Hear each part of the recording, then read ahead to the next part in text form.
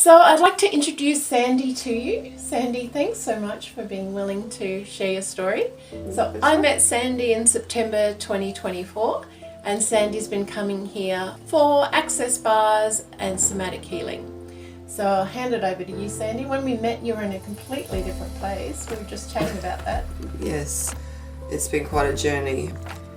When I first came, I was in a pretty uncomfortable place. I was struggling with chest palpitations. I actually, felt like I was nearly having a heart attack, or there was, something very, very wrong and quite concerning.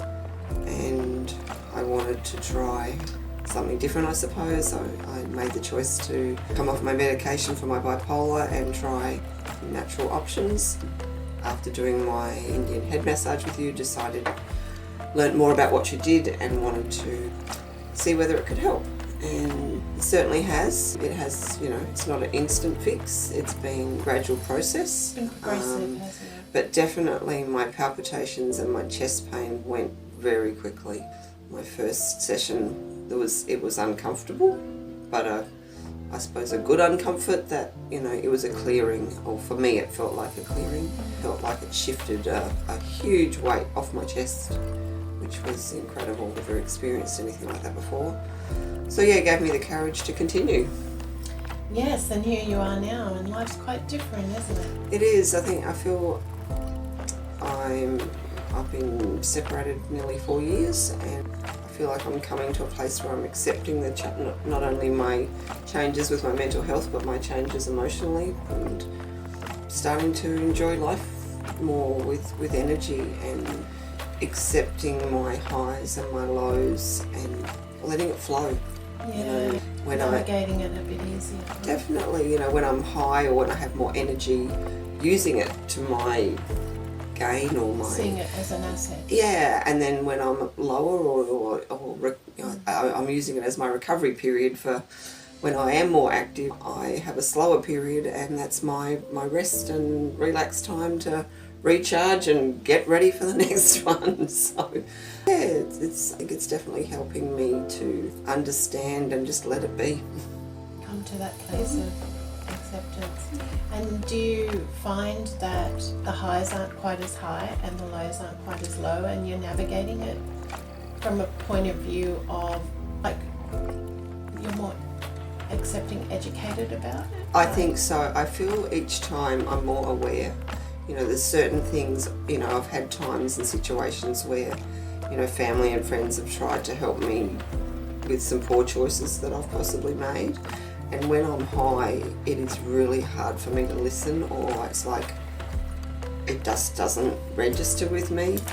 And it's not until after the event that I can hear or see, and it's really frustrating because, people feel like they're not heard, or, why bother because she's not going to listen, whereas I need that constant, please keep trying. It does eventually get through.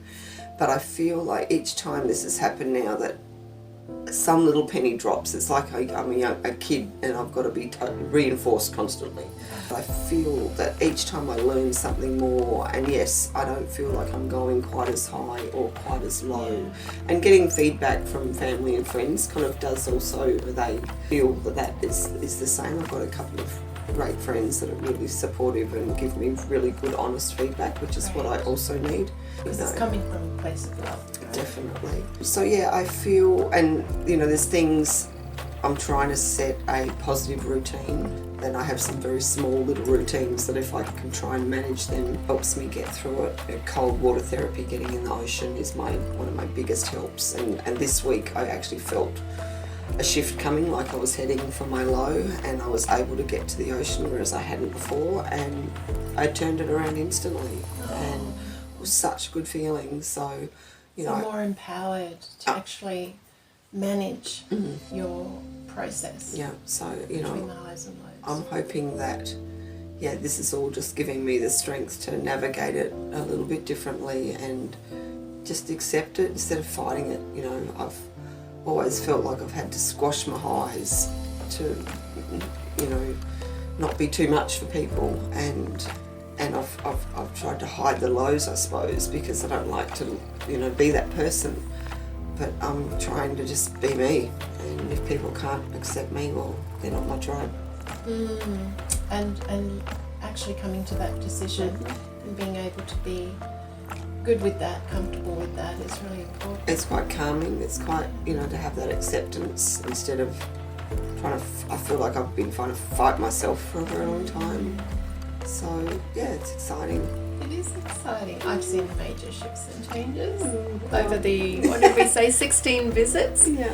And so 8 months. Which was mind-blowing that we started that long ago. Yeah.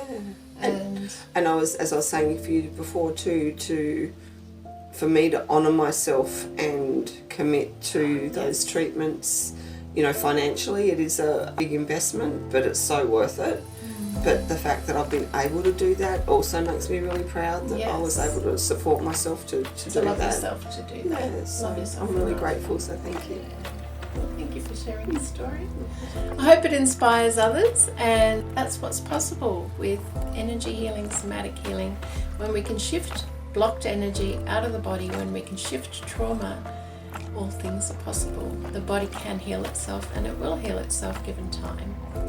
Thanks, Sandy. My pleasure.